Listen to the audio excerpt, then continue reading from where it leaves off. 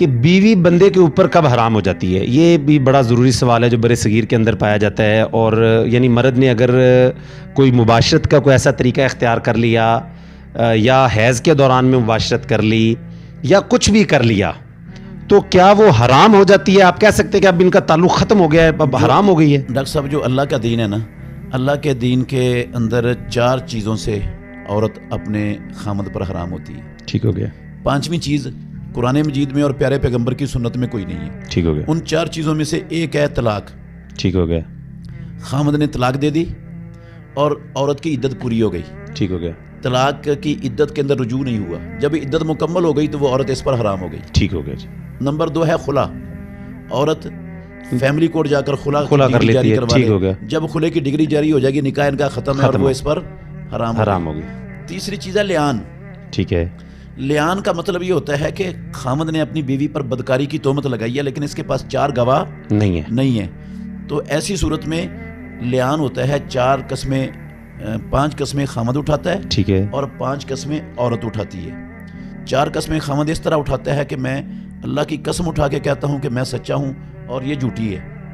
اور 5ویں قسم اٹھا کر کہتا ہے کہ اگر میں جھوٹا ہوں اور یہ سچی ہو، مجھ پر اللہ کا غضب اور اللہ کی لعنت نازل ہو. ٹھیک ہو گیا. پھر اسی طرح عورت 5 قسمیں اٹھاتی ہے.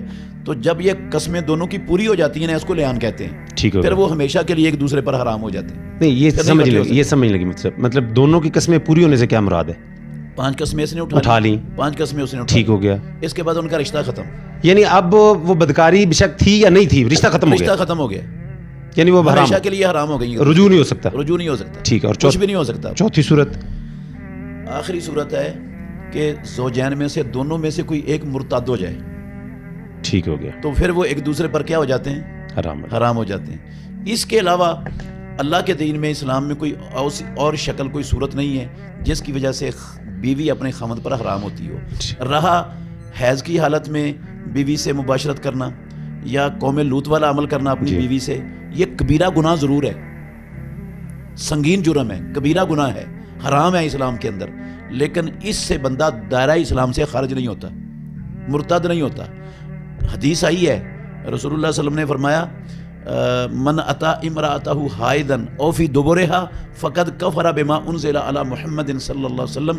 جو اپنی بیوی سے حیض کی حالت میں آیا یا اس کی دبر میں آیا، قوم لوط والا عمل کیا، اس نے کفر کیا اس چیز کے ساتھ جو اللہ نے محمد رسول اللہ صلی اللہ علیہ وسلم پر اتارا ہے. تو یہ جو کفر کا لفظ رسول اللہ صلی اللہ علیہ وسلم نے بولا ہے، یہ کفر دونا کفر ہے، یہ کفر مخرج من الملہ نہیں ہے. ٹھیک ہو گیا. یہ اسی طرح کا ہے جس طرح رسول اللہ صلی اللہ علیہ وسلم نے فرمایا سباب المسلم فسوق و قتالہ کفر. مسلمان کو گالی دینا نافرمانی ہے اور مسلمان سے لڑنا کفر ہے. اب کیا جو مسلمان سے لڑتا ہے ایک مسلمان، وہ کافر ہو جاتا ہے؟ بالکل ٹھیک ہے. یہ کفر دونا کفر ہے، یعنی وہ والا ملت سے خارج کرنے والا کفر نہیں. وہ کفر نہیں ہے.